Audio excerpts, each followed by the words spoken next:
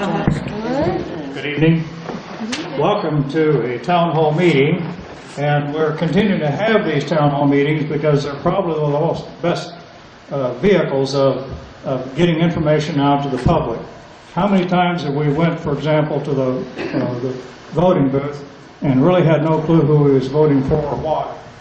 So this is why we host these deals. And of course, in 1917, when this building was built, the auditorium that you're sitting in 1917, this was a big part of the community, and we used for numerous town hall meetings because it was probably the largest congregating place in Hastings at that time. So it's really wonderful to have it and be able to use it for those purposes. So town hall meetings are going to continue to be part of what we do here. I'm praying down the line that we have a chance to have Ben Sass here with Dave Domina, so we can compare these fellows from a people's perspective, and that's where we get the job done. You know that without our efforts and without our neighbors' efforts, nothing gets done. And these guys are to represent all of us, just not one party or the other.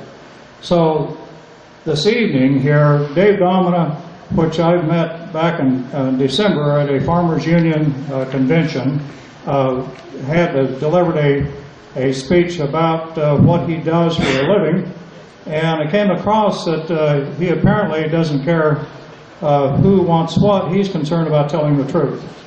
And I found that to be extremely unique, especially in the political arena. So because of that, I'm really excited that he's able to come here and then be with us tonight here. And that doesn't say anything negative about Ben Sass. I'm just saying that it's really nice to have a fellow here who's willing to do a little show and tell about who he is. So for tonight, let's introduce Dave Domina and give him a round of applause.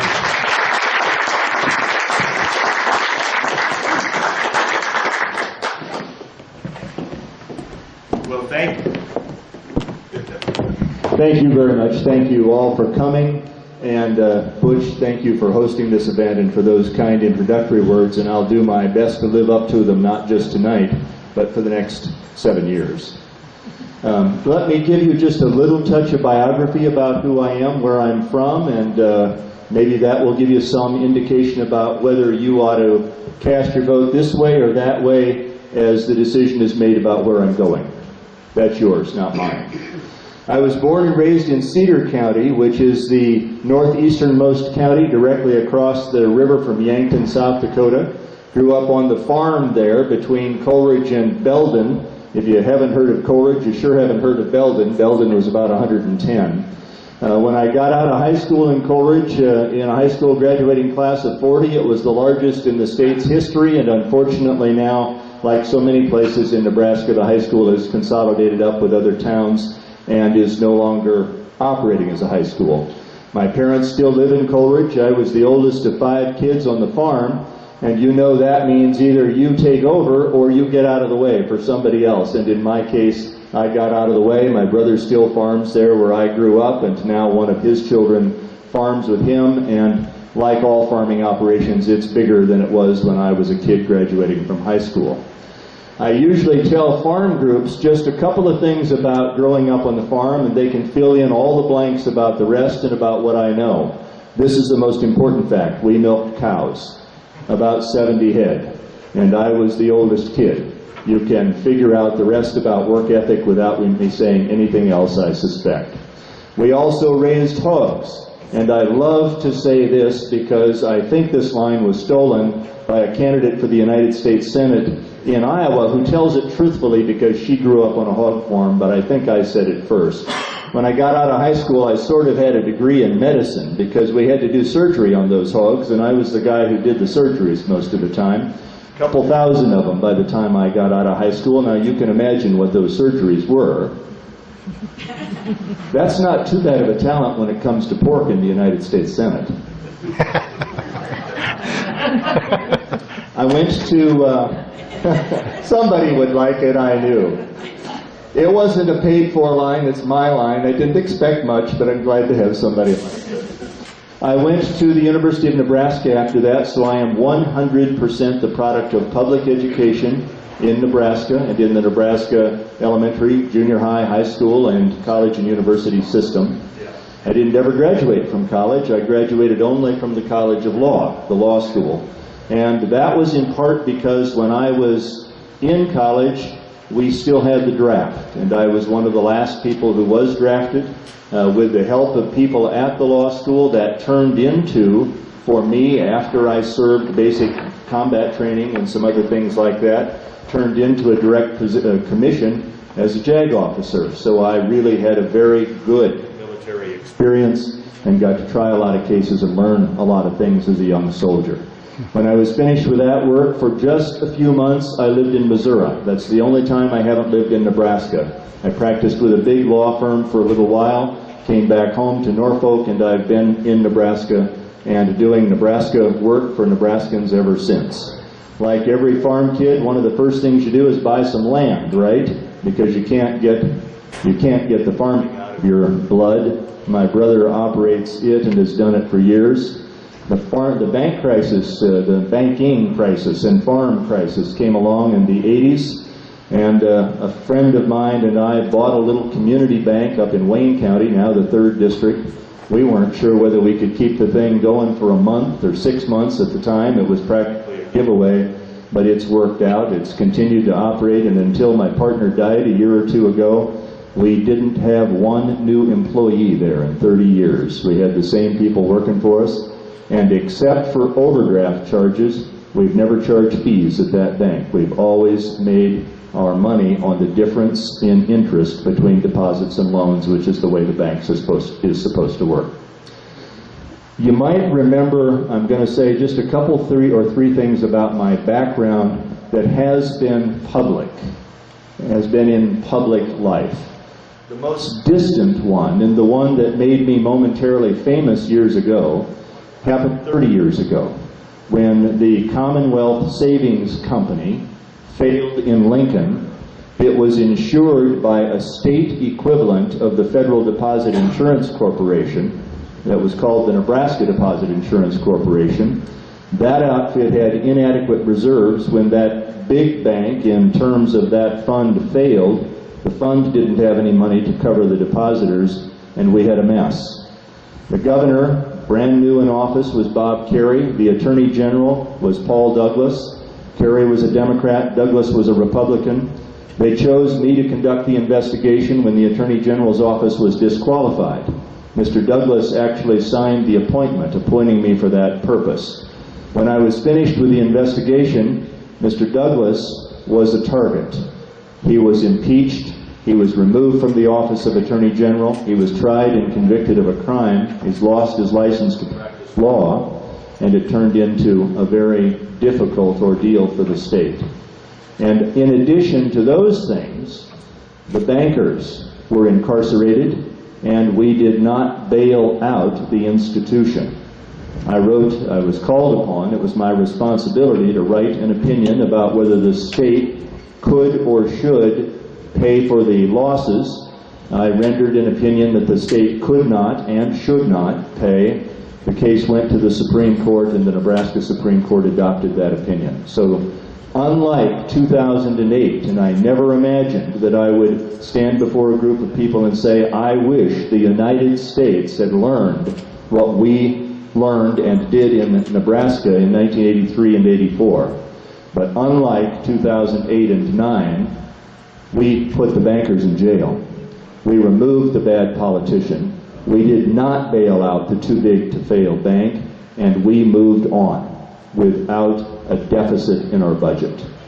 And that, I think, would have served the United States well.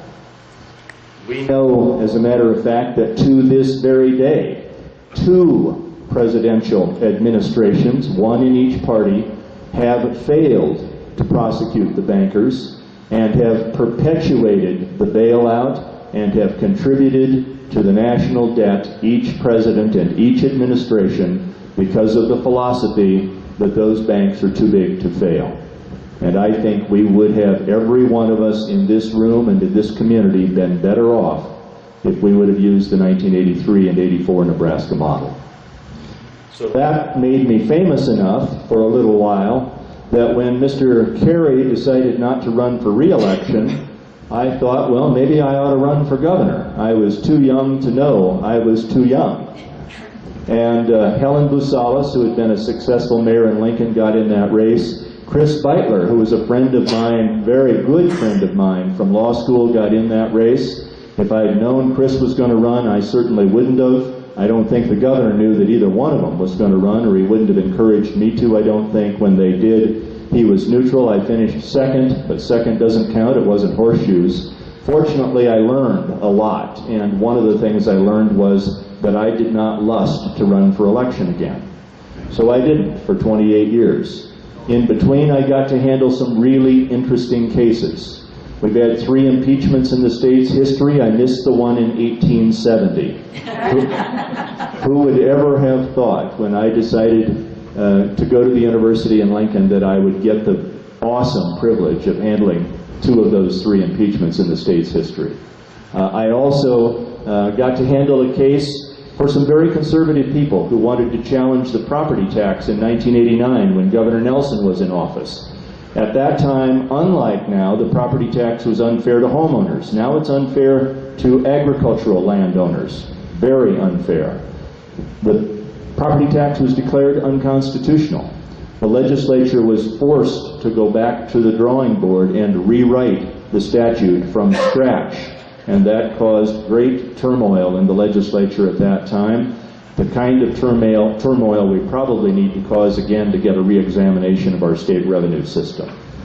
I've had several cases that I had the good fortune to handle that involved election laws and their constitutional validity, and right now I represent farmers and ranchers along the proposed Keystone XL pipeline route who do not want to be responsible for a spill out of that pipeline and do not want that pipeline abandoned under their land, but the easement proposed by TransCanada would do both of those things to Nebraska landowners. And until that changes, we don't even have to reach the environmental issue on the pipeline in Nebraska. It's a landowner's rights issue with a great big foreign corporation trying to come in here, frankly, and bully our people around. And I'm proud to stand up for them. If I'm elected, one more credential. If I'm elected, I think I'm right, and I underscore think. I don't know that my research is perfect, but I think I'm right, that I would be the first person to serve in the United States Senate since Joseph Tidings of Maryland in the 60s, who has successfully defended someone for a capital offense. And I've done it several times. One of the people I defended is a man who lives in northeast Nebraska now, who's been married now for 25 years to the same person, who's had steady and regular employment to support his family. He's not the star in his community, but he's not a person who has lived other than with dignity. He has a little boy who became a man, who became an American soldier, who served in Iraq, who got hurt, and wrote his grandmother a letter and said, you know, my injury is worth it if someday somebody else gets a trial like my dad got when he needed one.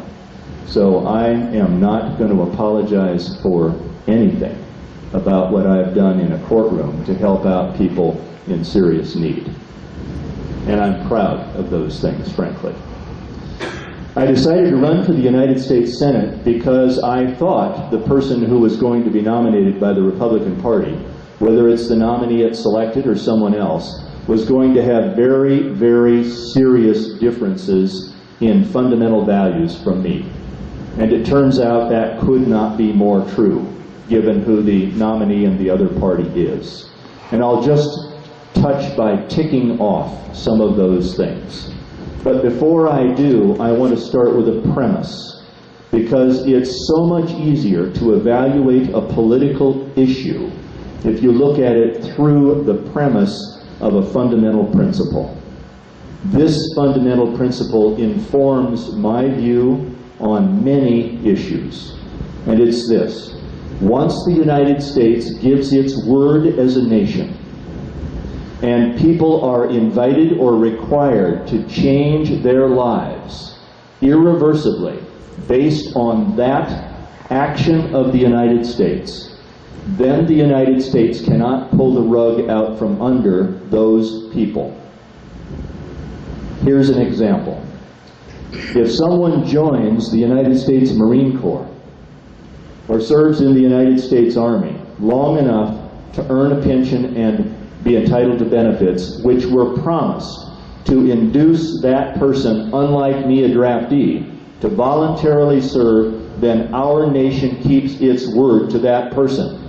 We do not adopt a budget, whether it's proposed by Paul Ryan or anybody else, that cuts veterans' benefits. If the United States adopts a Social Security system and promises that in exchange for contributions to that system, your money will be put in trust and preserved so that benefits that are promised will be paid and Medicare will function in a way that has been promised to you, then in exchange for your investment and my investment, the United States keeps its word. We don't change those benefits. There's one other area in which, in a very fundamental way, I disagree with my opponent in this race for the United States Senate. I am committed to the idea that the United States and Nebraska needs to have an effective, timely enacted, and responsible farm bill. And I'm not taking money from groups that are committed to the idea of never passing one again. We passed a farm bill in 2014 this year. It has a 5-year life. The U.S. Senate seat at issue is for a 6-year term. 2 organizations, Americans for Prosperity and Club for Growth, have been unapologetic at saying they are unconditionally opposed to passing another farm bill, both the producer and the nutrition side. My opponent is taking money from those 2 groups. I am not interested in that program. I know that every single Nebraska life is touched by the farm bill. Nutrition side, production side, or both. There is no Nebraskan who is not touched by that law. And we will need one again during this upcoming term of Senate service. So those fundamental differences are definitional. There are many, many more, and we can talk about those as you ask me questions, which I want you to do. I want to tell you that I recognize a fundamental thing about running for the Senate, and sometimes I wonder if people I see functioning as candidates for election to various substantial offices understand this. I'm not running for prom king. I'm running for the United States Senate. This is not a popularity contest. It's a contest about merit, positions, issues, an approach to government, an approach to how problems are defined, researched, evaluated, and eventually solved. But it's a contest about all of those steps, not just about a checklist. I agree here, and I agree here, and I disagree there, and I disagree there. And the reason that doesn't work is we can't know how what we would define as an issue today might come up in the next 6 years, and what other priorities might affect the decision that has to be made. So how one thinks, what one's values are, analytical process is, information gathering process is, and personal integrity functions seems to me to be a much more effective way to decide how to vote than trotting up and down a checklist. I am 63. I've lived in Coleridge and in Norfolk and in Omaha. Each time I've gone to Washington, D.C., except for my first sightseeing trip when Jim Exon was a senator, and I went to see him after campaigning for him, I've gone for business. And that business until the last couple of months has always been to go there to be in court. In and out. No visits, no sightseeing, business. I'm going to let you try to figure out during the course of this evening where you think I would rather live if I had a choice. Coleridge, or Norfolk, or Omaha, or Washington. Every important license that I've ever held in my life was issued by Nebraska. I have one really important aspiration left. I want a death certificate from Nebraska. I want to be a United States Senator for Nebraska. I think Nebraskans need that Social Security system protected. I think they need that Medicare system protected. I do not think we want it privatized. The only reason we have funding problems in that system is that we have suffered a decline in interest rates that reduced growth on the fund, and because we have expropriated jobs and reduced the payroll tax that contributes to it. And both of those things are courtesy to bankers that haven't been prosecuted. And if we privatize it, they run it. Why would we reward the wrongdoers?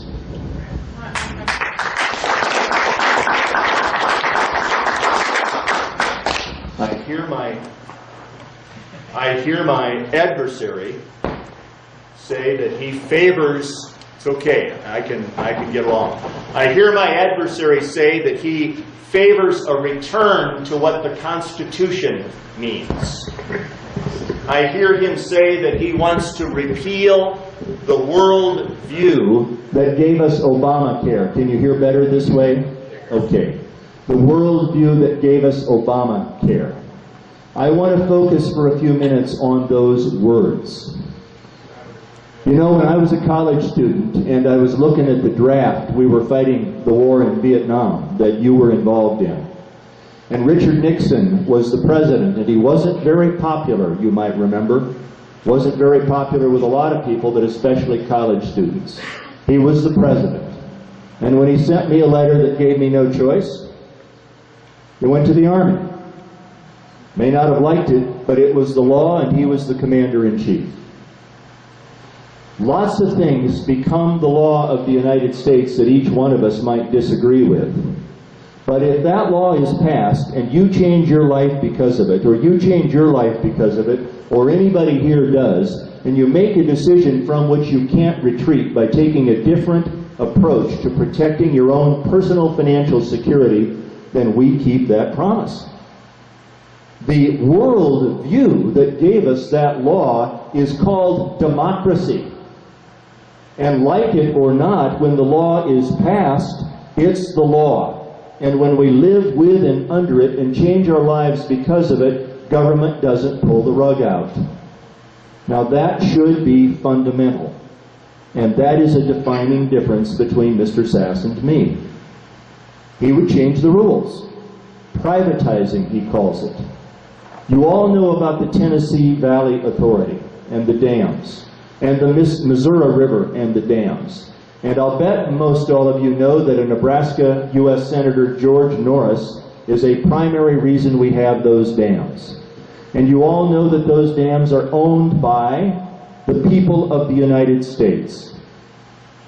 Did you know that George Norris did battle to keep those dams publicly owned against interests that wanted to make them private? And do you know who the primary proponent of privatizing those dams was with whom George Norris did battle? Henry Ford, the biggest industrialist, one of the wealthiest men in America in his day. A Nebraska U.S. Senator versus Henry Ford over the ownership of the dams on two of our principal rivers in our country. Big business wanted them to be privatized.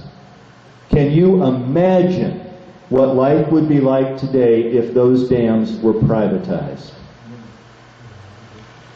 Can you imagine what privatizing some other things would be. Government performs some essential services. It ought to be confined to essential services. But it should not privatize essential services. Does anybody really believe that we are better off contracting out the work of fighting a war to contract employees for the Department of Defense instead of putting it in the hands of soldiers? I'll bet you don't. No. I don't. Does anybody else believe that's a good deal? It's a budget dodge to hide how much the war has cost, in my opinion, and it's wrong. And it's been engaged in by at least the last 4 presidential administrations. And that cuts across both political parties, and each of them twice. It's time a United States Senator stand on the floor of the Senate and say, I want to know the real cost of this war if we're in it, and I want to know who's making the money on this war with contracts to put people in the field as contract employees who don't count as troops. George Norris opposed entry into World War I. He was one of, I think, 3 senators who voted against it. At the time he did that, the Secretary of State was William Jennings Bryan from Nebraska. The senior senator was the owner of the Omaha World Herald and the best man in President Wilson's White House wedding, Gilbert Hitchcock. George Norris was a freshman senator. It nearly cost him his entire political career. He voted against it because he didn't think that the reasons to get into the war were transparent enough. And after he lost that vote, every single time anything associated with the war effort or the Defense Department came before the Senate, George Norris voted for it. Because he lost the first vote, it became the law, a declaration of war. And after that, it was his responsibility to support it and make it as good as he could make it. There should not be 42, 43, 44, or 50 votes to repeal the Affordable Care Act. We ought to be fixing it with 42, 43, or 44 votes. That's what a United States Senator from Nebraska, a congressman from Nebraska, or anywhere else ought to be doing. My opponent has pledged over and over and over again that he will, to quote him, repeal Obamacare. John McCain was the standard bearer of his political party in the presidential contest of 2008 and is one of the best respected members of the Senate. And on the floor of the Senate, Mr. McCain said the talk of repealing Obamacare is a, quote, fool's errand, close quote. If the people of Nebraska send our newly elected United States Senator on a fool's errand, and it's called that on day 1 by someone in the Senate who is the only person in the Senate who has been a nominee of that new senator's political party for the presidency, our service from that senator will be compromised and marginalized for 6 years. And we deserve a full and complete United States Senator, not a partial one. I'm not willing to say to anyone that I will sign a pledge that I will do or will not do something on a specific issue because you don't know what the context will be. My adversary signed the Grover Norquist tax pledge. That tax pledge says no corporate loophole will be repealed or reduced in size unless there is a corresponding decrease in spending, which means that no tax loophole is going to be repaired, repealed, corrected, or reduced if that point of view prevails. Between 2008 and 2012, 5 years, 111 publicly traded U.S. companies had at least 1, and a few 5, and several 3 years in which they paid no federal income tax at all. 0. Two of those companies, General Electric and Verizon, had revenues, net revenues, of more than $10 billion a year. No tax. I can tell you how to balance the budget. Tax the American people and the American companies fairly. That will reduce yours. It'll probably reduce mine. And I readily confess that as you look at the charts, I am a high income earner. I don't want the Ryan budget. You know who the Ryan budget will help? High income earners. And it's not fair to the American people. You want to balance the budget, you do what any good business person does. You ask yourself first, how do I get my revenue up so I have more to work with? You ask second, where can I be more efficient? But the person who asks first, how can I be more efficient, misses the opportunity to get your revenue up. In simple farm terms, farmers have to be price takers, but they look for a way to increase their revenue. Let's get more out of each acre, produce more. Let's market a little more thoughtfully. Try to get a few more cents per bushel with better marketing. That's the first thing a farmer does. The second thing a farmer does is to try to figure out whether I can get by with a pound or two less of fertilizer or whatever it may be. In the United States, with our current tax system, what we do is this. We make a conscious and deliberate decision to spend massive amounts of money by not collecting it because of loopholes. And I'd like to rebrand a term. I'd like to do that not because it has political flavor, but because I hope it will cast a light on what needs to be done. You've heard these words before, tax and spend. Tax and spend. Raise your hand if you've heard tax and spend. And everybody knows that the third or fourth word, I guess, in that sequence has historically been either Democrat or liberal, hasn't it? Well, the most profligate spending occurs in the Internal Revenue Code with exemptions, exceptions, and credits. So I'd like to call it tax and spend conservatism. If that's big business getting its way, thinking it's being conservative by taking advantage of the rest of us and not contributing, and that's the definition of conservatism, let's call it for what it is. That's taxing and spending, and it's not fair to us. An intelligent person makes all the money you can make and then decides how to spend it. Imagine for a minute that this were church and I were doing a good job and I talked you all into tithing. And you each farmed 1,000 acres. And so you went home after church and you said, my goodness, Reverend Domina did a great job today and we really need to tithe. So next year we'll just farm 900 acres. How did the church do? That's what happens when you have an exemption or an exception or a loophole in the Internal Revenue Code. You don't collect the revenue. In my little bank, in the grocery store we put together at St. Paul and sold to our young manager when he could afford it so he could get started.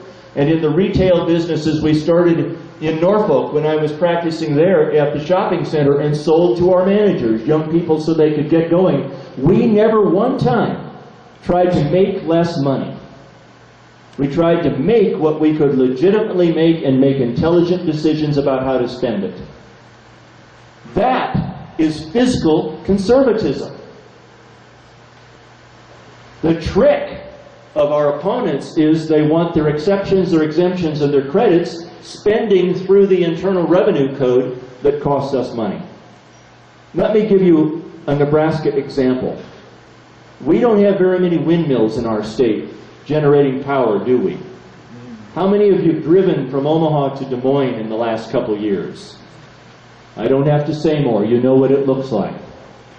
And you know that in Nebraska, 100% of our power is public. And I suspect you know that the Internal Revenue Code contains a very significant tax credit for investment in wind energy, which absolutely is useless to Nebraska public power companies because they're not income taxpayers. They're non-profit government entities. So we are at a disadvantage in the generation and the development of wind in our state because the Internal Revenue Code contains a tax credit that's a flaw. And until I get there, I don't think anybody in this delegation to the Senate or the Congress is going to make that statement on the floor and say, look, this thing you've got over there in the code is leaving out 2 states, Nebraska and Alaska. We've both got public power. And by the way, Alaska's got a little wind. Those kinds of common sense things need to be said. People ask me, how can one person make a difference in this political environment? And I want to answer that too. First and foremost, nobody can make a difference unless you try. And try as hard as you can. And the power of one is an awesome power, if it multiplies itself. South Dakota and Iowa are each going to elect a new United States Senator this fall. And whether those senators are Democrats or Republicans, the 3 U.S. senators from those 3 states are going to have more in common on day one than any one of them has with any political party, unless the senator elected has already sold his or her soul to a political party agenda. My soul's not for sale.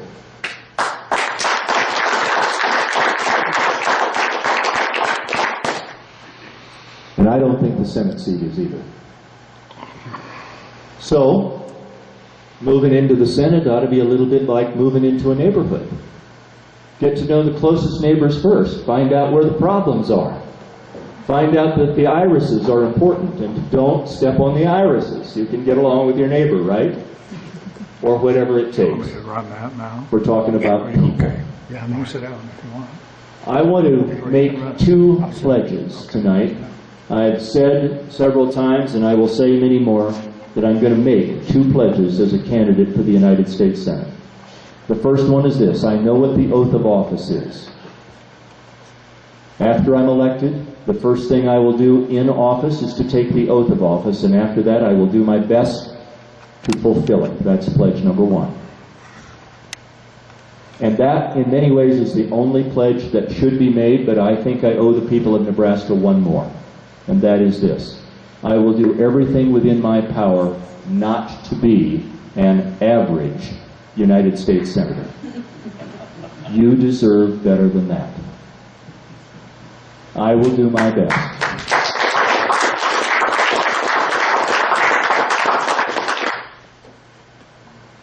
And George Norris is all the example anybody could ever hope to need. One comment about whether the race is possible to win. Mr. Sass had $325,000 moved to him from Mr. Osborne shortly before the primary because the party contributing that money announced publicly that it feared that Mr. Osborne would caucus with Mitch McConnell and the Republicans and not Ted Cruz and the Tea Party. Do I have to say anything more? George Norris said, you know, when the president's right, I'm going to agree with him. And I think part of not being an average United States Senator is for me to say to you, no, when the president's right, I'm going to agree with him.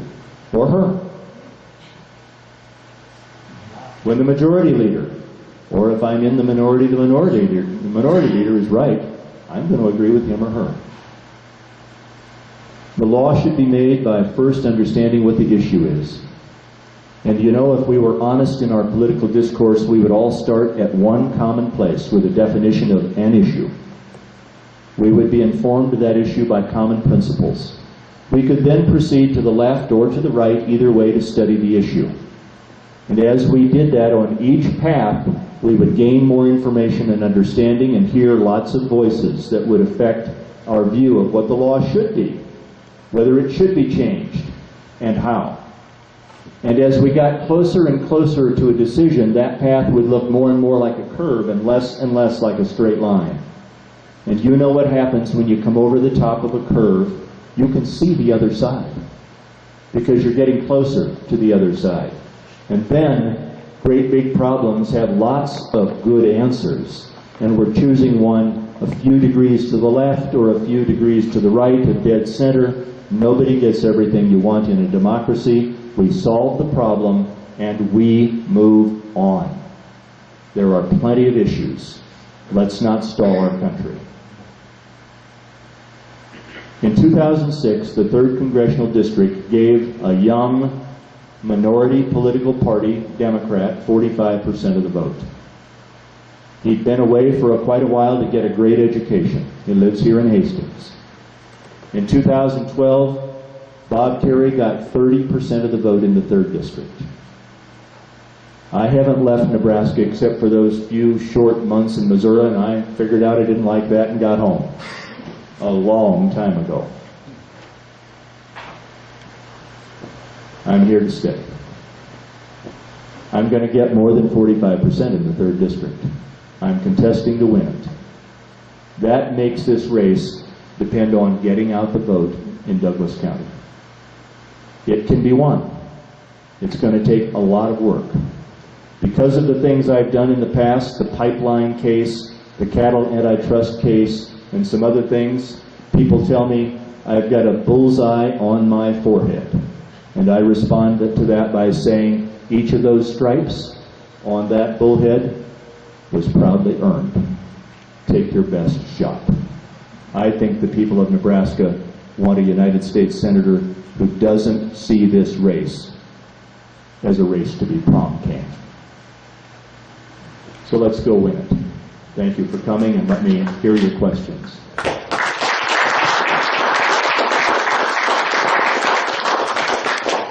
If you could come to the aisle on questions, please.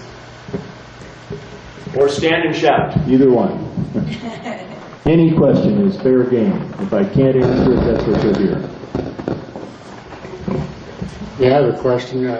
What's your viewpoints on illegal immigration?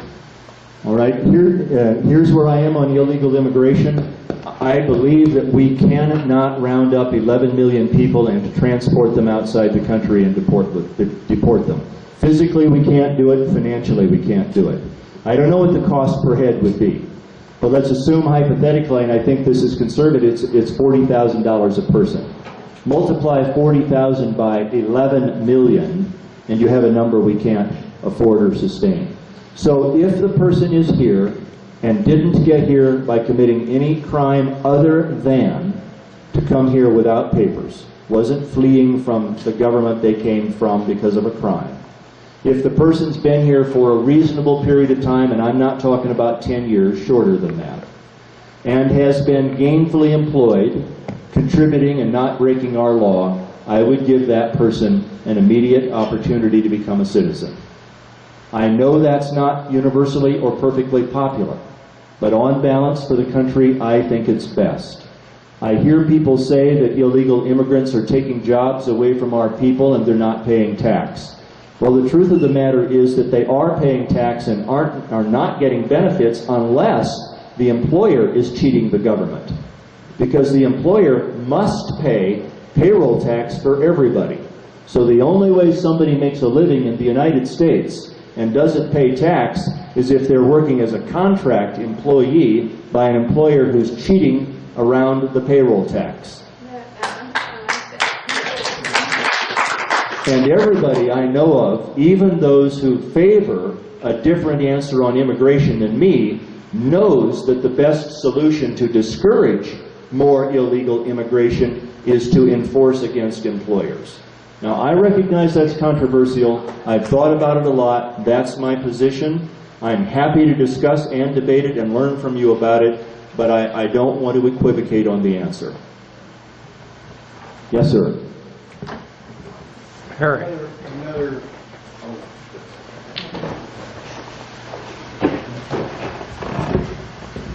Another question on immigration. Just today, and it's been going on for a while, the state of Texas has hauled a lot of the folks over there to some of your larger cities and dumping them out. and they're spreading them out, and they're supposed to be able to come back on their own accord. I ain't been I don't believe there's going to be any of them that does that, and we've got millions of those people here. You know, I agree with that, and I understand that. I didn't know it was happening in Texas today. Go ahead. Yeah, it is. Several hundred of them, they bust them over there and just dump them out, they spread them out here. And then too, a lot of your folks that are lawbreakers have been turned loose in our population. And I don't feel safe with this. I'd round up the lawbreakers just like we round up our own lawbreakers and prosecute them for their crimes and put them in prison. That's what should happen. They've already been found to be lawbreakers. Well, if they've been convicted of a crime, so they've got a record in the National Crime Information Center's computer, then they can be arrested on a warrant just like you or I or anyone else and put in prison, and that's what should happen. But if that hasn't happened, and we suspect a crime, they're entitled to be charged, entitled to a trial, and then to be convicted if they've committed a crime. And so I understand and appreciate and respect that. I don't think Texas has any business bringing people anywhere to spread them out and move them around. I think Texas has a lot to learn about being a state that's responsible toward its neighbors. I understand ICE is the ones down there, your people that are Border Patrol and so on, have nowhere to go with them. Because the U.S. government right there on the hill is telling them to just turn them loose. Yeah, I don't know anything about that. I'd be happy to see whether there is somebody saying turn them loose. I want to be clear about how I feel about the borders. I was asked about the illegal immigrants. We should have secure borders and we should know who comes here. And there's nothing wrong with a quota system about who comes, and there's nothing wrong with an application system.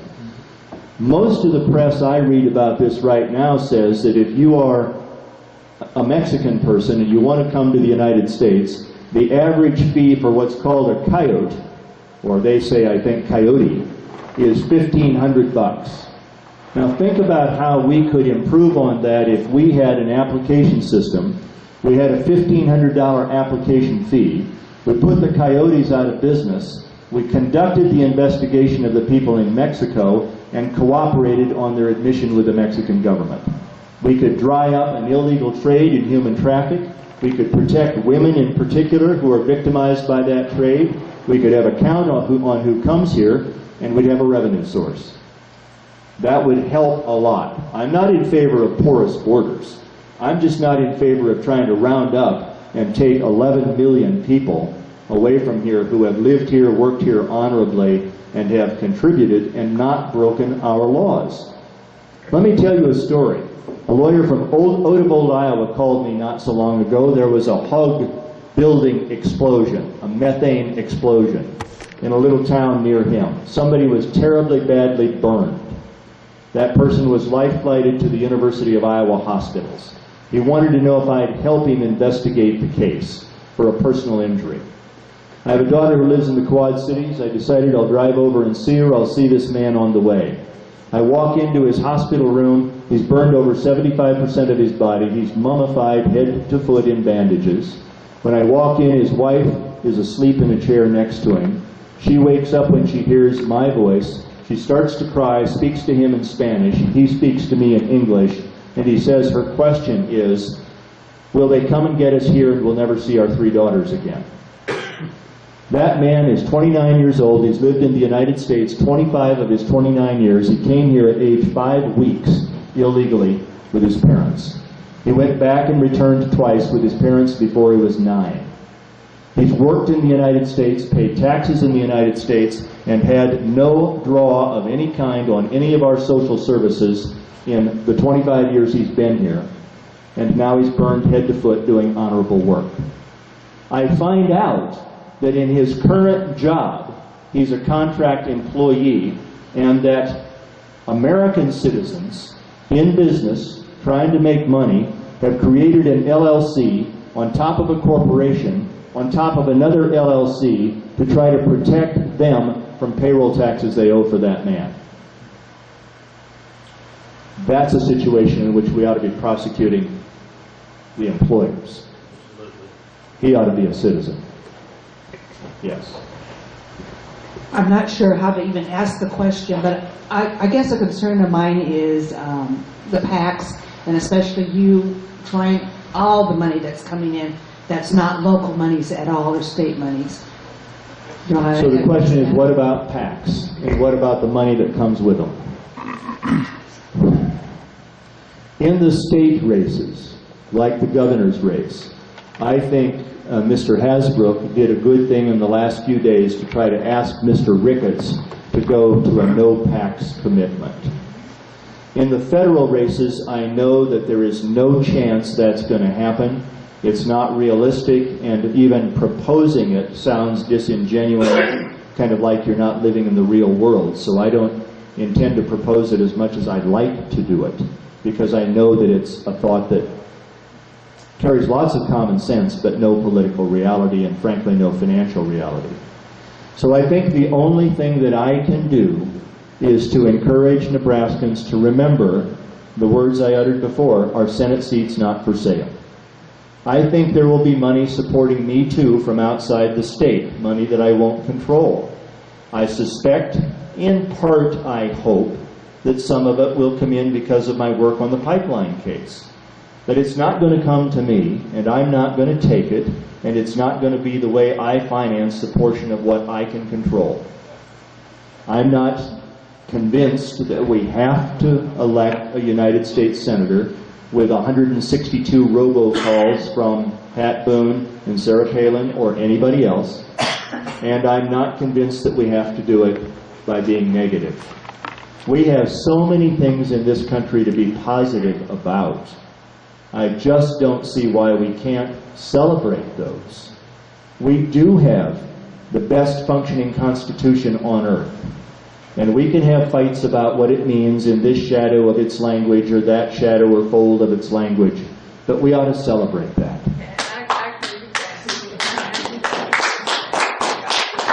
I think it just makes a lot of issues easier to understand, and it tends then to allow Nebraskans to get together to say the PAC money's not working.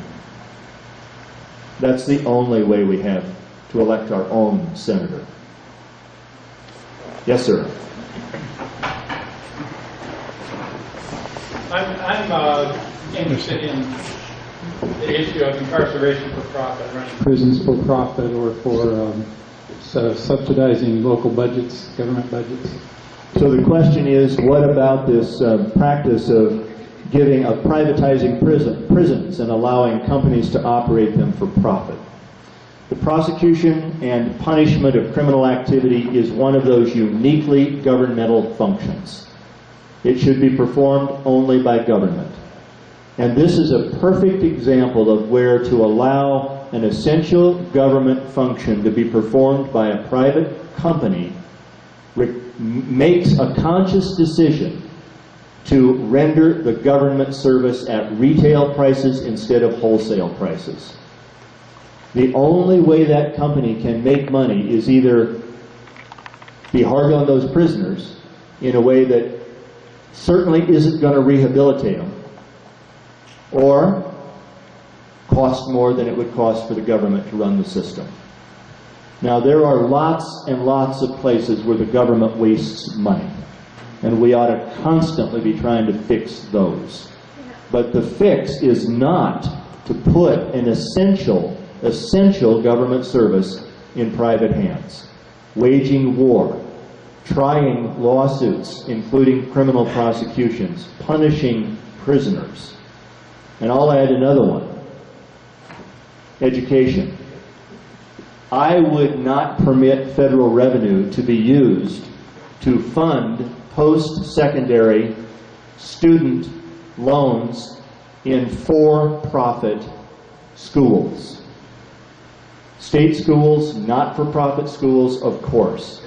For-profit schools, no. And I'll tell you why. I'm pretty seriously convinced that for-profit post-secondary schools are making money and delivering an inferior educational product and giving it to people who cannot discharge their student loan debt in bankruptcy, that's now the law, are saddled with that debt in ways that make them postpone marriage, postpone having children, postpone buying houses, and adversely affect other important lifestyle choices for young people. And it doesn't give them a job. All wrong. And we ought to stop that right away.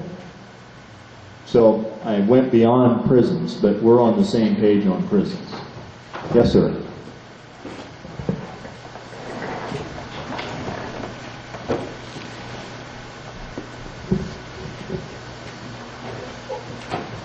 I have a lot of questions I could ask. I know that you're ready for most of them. I'd like to start with just acknowledging the pride I have as a lawyer in seeing you run for office. I really appreciate that.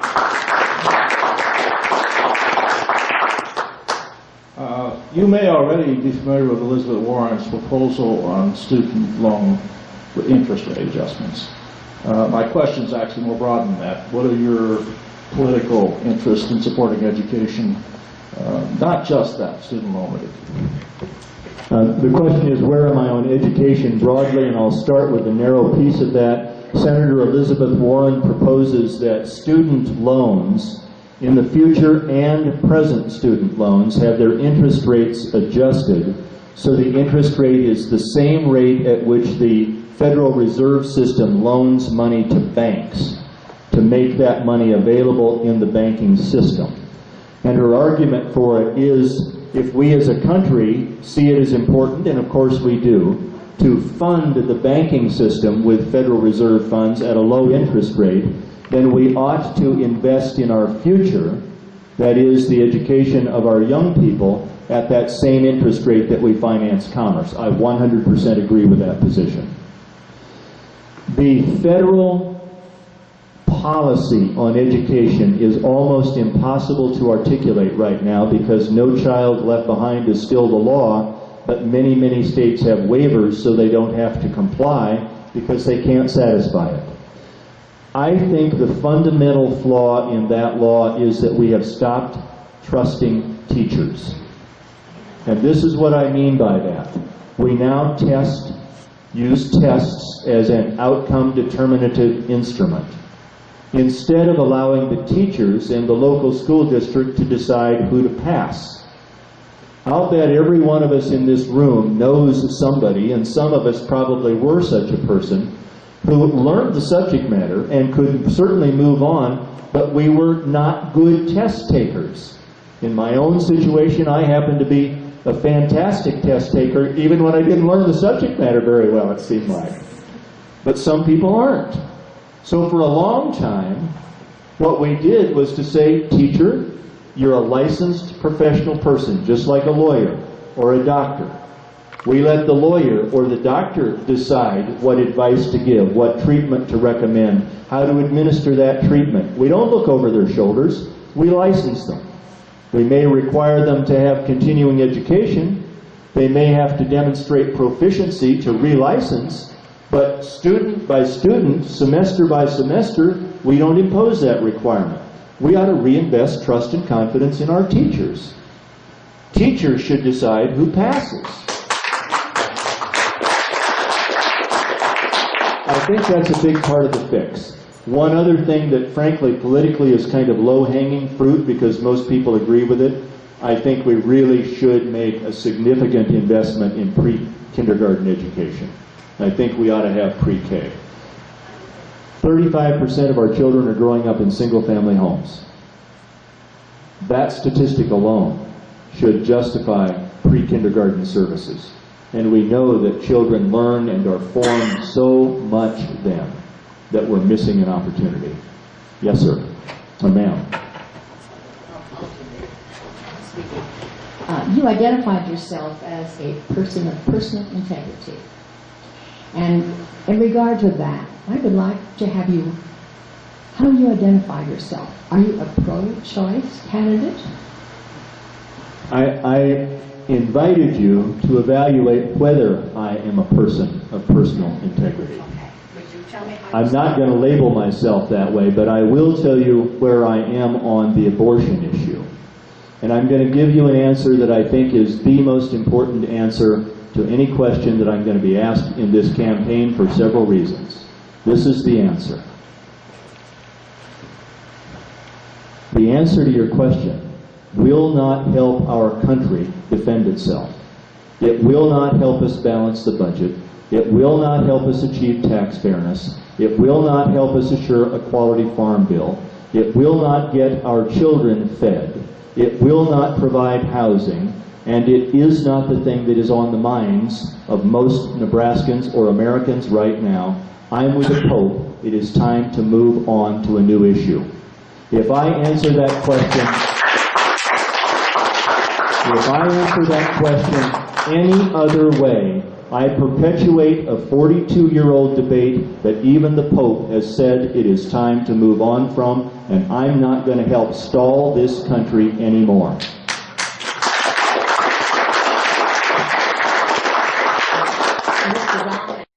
Just explain to me your value of human life by that statement you have just made. I have a great deal of concern as a grandmother for our young women that are growing up today and being told you can do whatever you want because you don't have to carry that baby. Abortion is always there for you. That human life means nothing. We really do have a war on women today. By telling our women, you can do what you want with your bodies, that's up to you to do what you want. You can get all the birth control free, and you can get the after morning pill, they're calling it. And so we're telling our young women that their lives are theirs to do what they wish with. That really is not where I come from. And I don't believe people in Nebraska feel that way either. So I'm not at all impressed with that statement. And I also want to know opinion on same-sex marriage. Now, I'm probably old-fashioned. That's fine.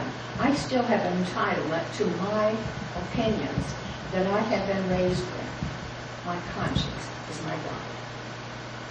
Thank you for your question. I would not under any circumstance, in any way or at any time, want to suggest that you're not entitled to your opinion and you're not entitled to your vote.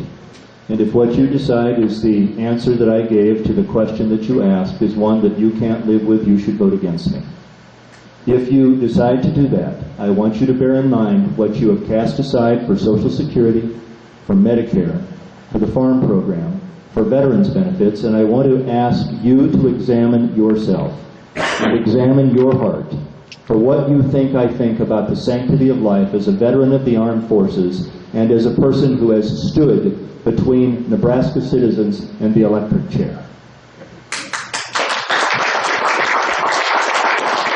Next question. That's it. Go ahead, and then we'll come over to you, may we? The House of Representatives recently passed a resolution that would make it so that the DEA couldn't conduct raids on medical marijuana dispensaries where the dispensaries are abiding by states' rights. I'm curious, what's your opinion on the states' right to legislate in regards to marijuana? I think the states, as a matter of constitutional construction and federalism, have a right to define crimes, including crimes that involve the legalization or illegalization of marijuana. So that's the narrow answer to your question. Is that all you want to ask on that subject? Well, I would be curious what your stance is on legalization at a federal level. All right. I do not think the United States should preempt state law. I think states should decide state by state whether they should legalize that drug or not. I'm aware of how Colorado legalized marijuana. It came about by initiative petition there, and that's a serious problem only in this context. Marijuana became legal before the state was ready for it to be legal because there is no definition there yet in the law about what driving while intoxicated by marijuana is. That's a problem. There's no state law in place yet in Colorado for defining how you deal with pre-employment testing now that marijuana is legal. Those are structural things that their legislature is going to have to address quickly, and it's really probably too bad that it wasn't legalized with a grace period to get that work done, because there are some chaotic things about its implementation. Beyond that, I want to say one more thing that involves the federal expenditure of funds and drugs in general.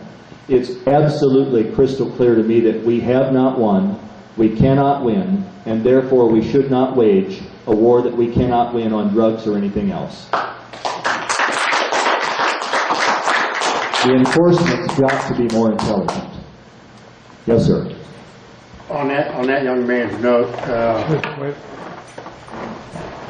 are you aware of Governor Hyman giving his okay on legislature bill, I believe it's 1001, on the hemp law for Nebraska? He approves it? Yes, I am aware of that. And I'm aware of that change in direction, yes. As a former farmer, or your brother, your family, that does provide a good cover crop for after harvest? And it's also a crop we can make products with. At one time in Norfolk, we actually had a hemp factory that made hemp rope and other products. Our first president made his own clothes out of hemp. Yeah. No, there are commercial values beyond just marijuana in that crop. Yes, sir. I think this gentleman's next over here. And then, Deb, if we can reach you. Could you comment on the recent use over the last 10 years or so of the antitrust laws? Yes, I can. You know, I'm supposed to be short when I give answers, so I'm going to try to be brief about this. But so everybody knows it, I think this is also an accurate statement. I think I brought the only nationwide antitrust class action that was maintained by private citizens since 1950. And that was the case for the cattle producers. And we spent 5 years working on that case to get it to trial. We tried it for 4 weeks. The jury deliberated for 4 days, returned a verdict of $1.3 billion, and then the Court of Appeals took it away from us. I could probably tolerate the Court of Appeals decision, but I'll tell you what stings and then get to the answer to your question.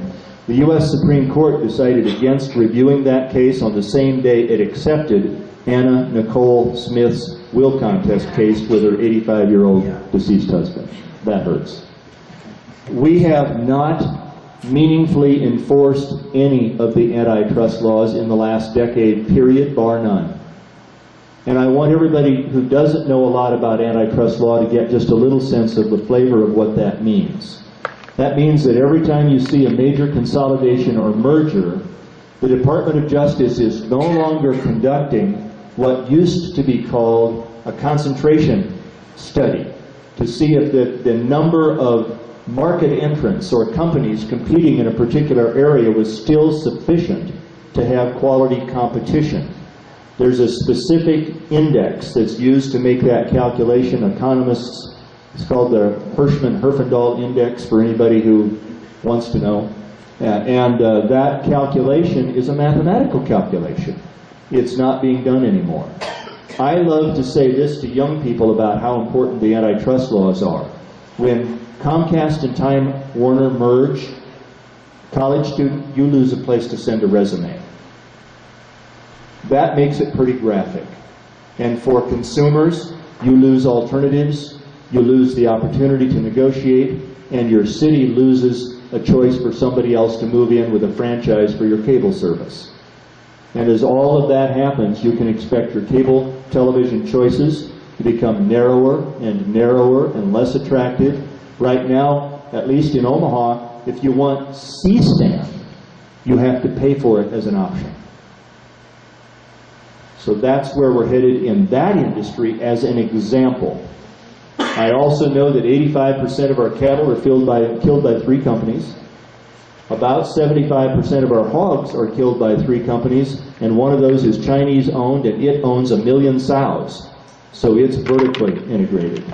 And the failure to enforce those antitrust laws has cost every Nebraska producer market opportunity. Everyone.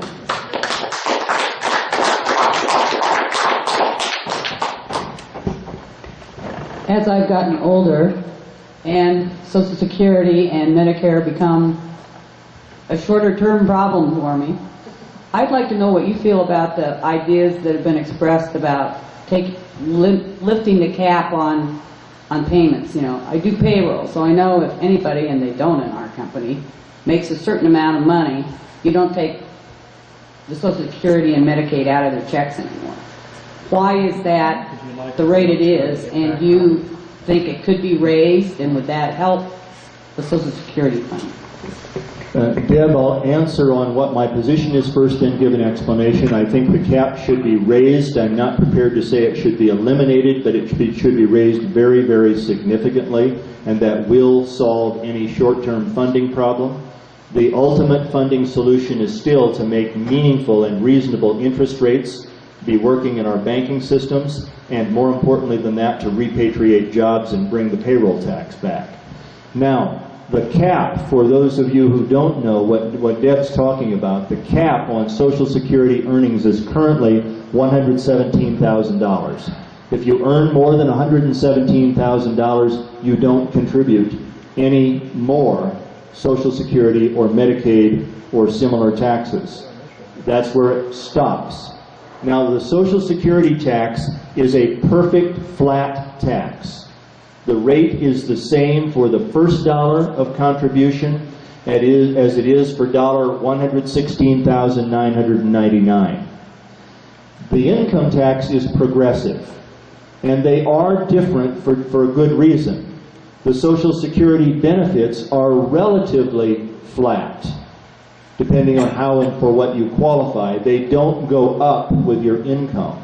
But the consumption of government services does go up with the production of income. It's natural. The more you make, the more services you need, whether it's for employees or for information or for whatever it may be. So there's a reason for the income tax to be progressive. There's a reason for the Social Security tax to be a flat tax. There's not a good reason for it to be capped at $117,000. And in our state, you know, our most visible, extraordinarily wealthy person thinks that the cap should be eliminated, and that's Mr. Buffett. And so I think it should be very dramatically increased at a minimum, as in doubled, and that solves the funding problem. Above that level of income, the number of Americans earning is so small that you've got enough contributors to make the difference. Yes, sir.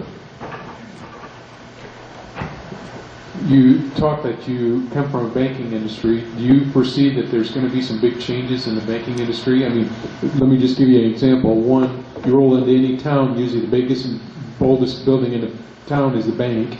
Two, the banks don't pay anything for their money, and then they're paying, or they're charging 29% interest on credit cards, which used to be loan shark.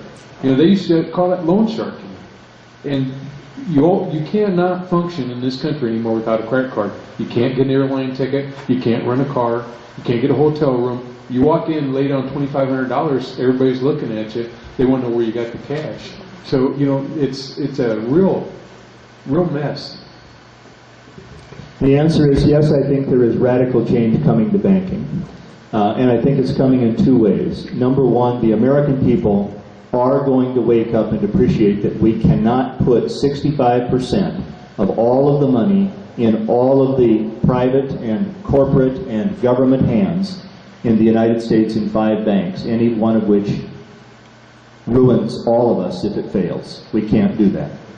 If we took that 65% and applied a 5% cap, any bank that gets to 5% of all of the deposit assets of the United States is capped. That would increase the number of competitors in banking for that 65% from 5 to 13. Just that change would make an enormous difference. And who would have the audacity to say that 5% of all of the money in the United States isn't enough? So I would be in favor of that. The other thing I think will come, I said there were going to be 2 changes. This is the other one. I think Glass-Steagall or its equivalent will come back, if you know what I mean, and I think that Dodd-Frank will slowly fade away. And to take names off of that and let everybody know what I mean, Glass-Steagall is what we adopted in the 1930s and kept banking pretty stable until after 2000. We had some ups and downs in the 80s in particular, but pretty stable. And then we adopted Dodd-Frank in 2001, partly because we were distracted by the World Trade Center, and it took 8 years for the banks to get in so much trouble that 2008 happened. I think that there are some U.S. What changed? I mean, what did Glass-Steagall do? Oh, sure I will. So Deb's question is, in a nutshell, what did they change? And that's a great question. In a nutshell, what they changed is this. Under Glass-Steagall, banks were regulated for all of their fees that they could charge, and they were excluded from many different kinds of activity that were authorized by Dodd-Frank, including securitizing mortgages and selling those securitized mortgages to other banks, which is what broke us. They were also prohibited from speculative trading in currencies, and there was no such thing as a derivative instrument before 2001. And we all know that derivative instruments are what broke the banking system, along with securitizing mortgages. All that came about for a really simple, basic reason. There is one human hunger that cannot be satiated: greed. Every other human hunger can be satiated, at least for a little while. I think we've got time for like one more question. 2 more questions. I see 2 hands. Questions? Okay. 4 more questions. I see 4 hands. We'll do 4, okay? Everything we've talked about is so important, but unless we take care of our environment and our world, none of this is going to matter. What can we do to reverse the damage that we've done to our world? Well, we can stop debating about whether people caused it and just start fixing it. And, you know, I very much believe that the consumption of fossil fuels is a contribution to the environmental problems we have, but I don't care to be right about that. I just want to stop. Because we know that stopping the consumption of fossil fuels as soon as we can will help. All the scientists agree about that. And by the way, science is real.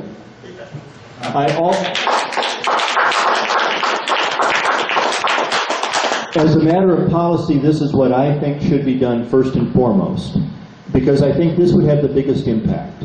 We should stop all subsidies to the oil industry and redeploy all of that money to renewable energy as quickly as we can. There is enough money to be made in oil. We'll still get the oil, and we need it. But they don't need to be subsidized. And the reason we're not rapidly enough developing renewable energy is because we're not supporting it aggressively enough. We're way behind Germany, which is up to, I think, 70%, 77% of its total need at renewables. Germany. And they have a latitude on Earth that is more unfriendly than ours. We can do all of those things. Okay, now I said 4 questions. Number 2. I don't know if it's simple or hard. You want to tell us about gun control and where you stand? Gun control is a really hard issue, and there was probably a part of me that hoped I'd get out without answering it, but you, no problem. I said every question is okay, and it is. There's only one intelligent answer to give to that, and that is to recognize that there are 2 lines that have to be drawn. What is an arm, and who gets it?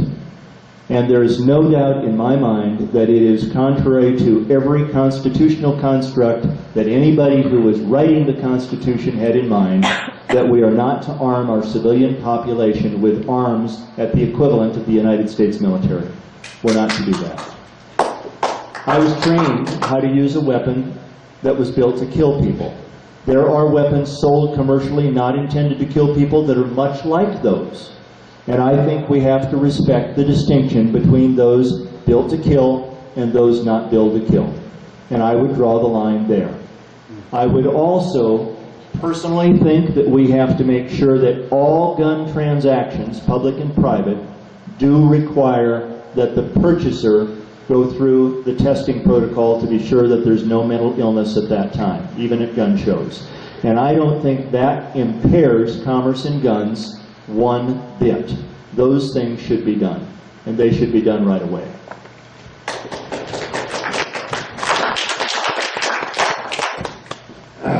Well, it kind of disappointed me there a little bit, but I was afraid I might, but I also wasn't going to shrink away from the question. as a veteran, you very well probably remember the oath we took.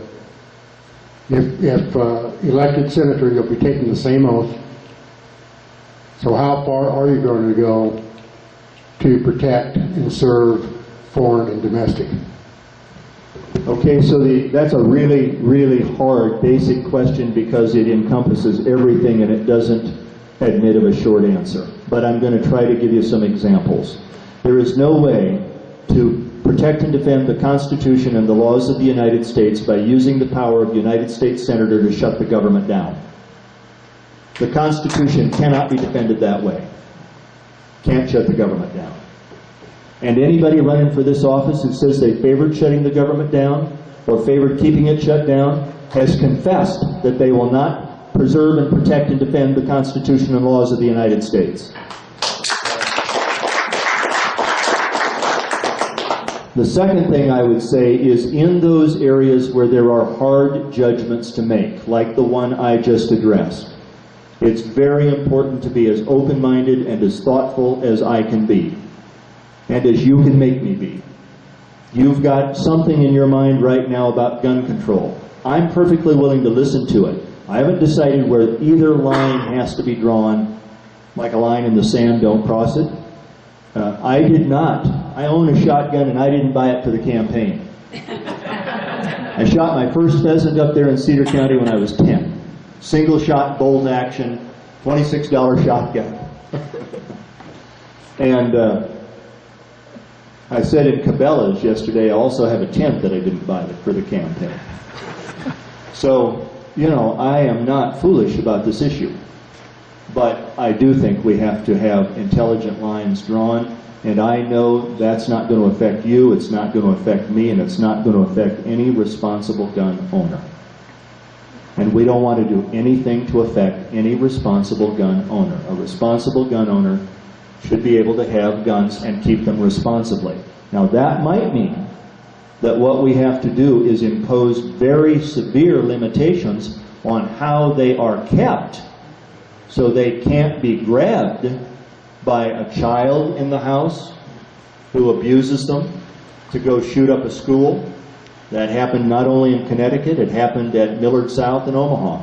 A child stole the father's gun, and each time, or mother's, and each time the weapon could have been stored better. We know that. And that wouldn't be too much of an imposition. That's just an example of how we do that. The bottom line is it good for the people of the United States? That's question number one, because it's the United States Senate. Question number two, trailing as close on its heels as possible, is it good for the people of Nebraska? You can't put Nebraska first. The United States created Nebraska.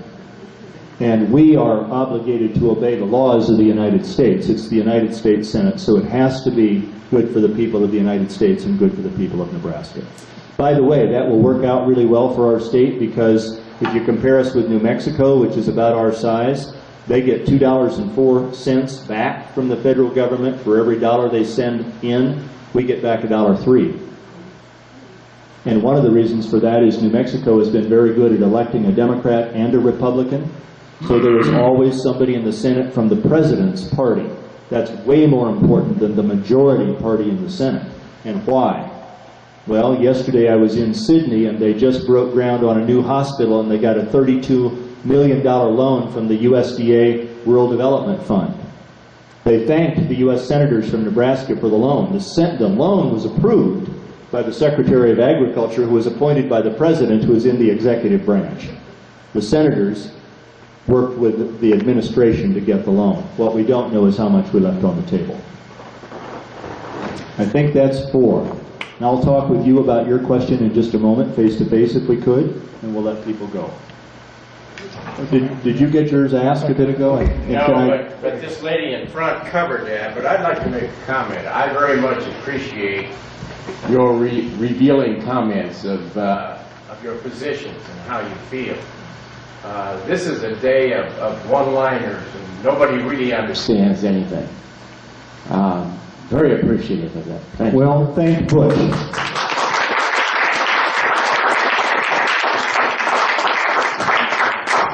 thank Butch. That was Butch's idea for what should come of this.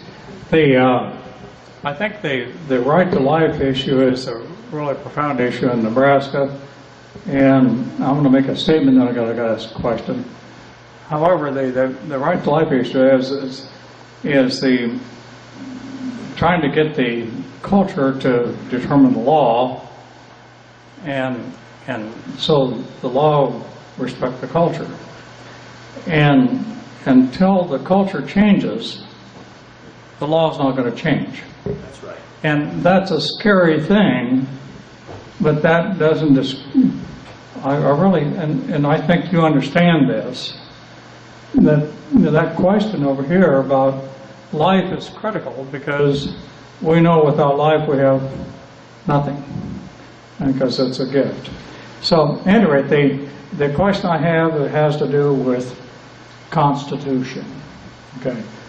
And the first time I saw you in December, you actually talked about the Constitution, and it had to do with the Trans-Canada pipeline, where you really was very eloquent in saying that you already get the pipeline, you just wanted the Constitution enforced.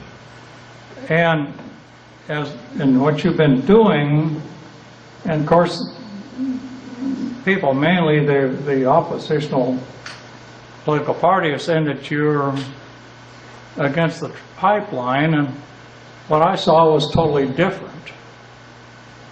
And so you're the first candidate I've seen in that since I've been in Nebraska, that even talks about that term. And when you talked about Norris, he was the last senator from Nebraska that I know that ever actually done anything for the people in Nebraska, whether it was a TVA or the REA. So talk about the Constitution. I'll do that. I absolutely will. I'm in the pipeline fight because the Constitution of Nebraska requires that the Public Service Commission and not the governor regulate common carriers. In 1895, we put a provision in the executive article of our Constitution. The governor's office is created there, the Public Service Commission is created there. They are equal positions in the executive article. The governor's not above the Public Service Commission. That was done because railroads had too much power. They were buying favors from governors, and so the idea was to give it to a Public Service Commission, spread it out, and stop the political corruption. The law that I attack allows the governor alone to give this pipeline company, a common carrier, the right to come through our state and exercise eminent domain, and that is not what the Constitution of Nebraska requires. That's why we filed suit. That's why the district court agreed with me. I cite a decision of the Nebraska Supreme Court, a recent one, in which the Attorney General was arguing in that case for the position I'm arguing now, and the current Attorney General is arguing for the position the phone company in that old case was taking and lost. I'm standing up for the Constitution. Can I say one more thing about the Constitution, and then this is to illustrate, and then I'm finished. Nobody asked me tonight about the NSA and about grabbing up our information. I want to reveal something about how I feel about the Constitution here. The Fourth Amendment to the Constitution of the United States has two guarantees in it. The guarantee against unreasonable searches and the guarantee against unreasonable seizures. When information, your cell messages, your text messages, your email, were grabbed by the United States government without probable cause, without going to the judge, proving with an affidavit that there was a reason to grab your information and your information and your information, the seizure guarantee of the Fourth Amendment was violated. I personally believe all that seized information should be destroyed. It's the only way to cure that constitutional violation. Now, I do not think Eric Snowden had a right to take that information to the enemy. And I do think he committed an act as a traitor when he did it, by taking the law that affected our security and all of that information and our systems into his own hands. So there's one more look at how I feel about the Constitution. Thank you, Bush. Yes, thank you. All for investing his time for being here. So it's a wonderful evening, and I'm so thankful you came.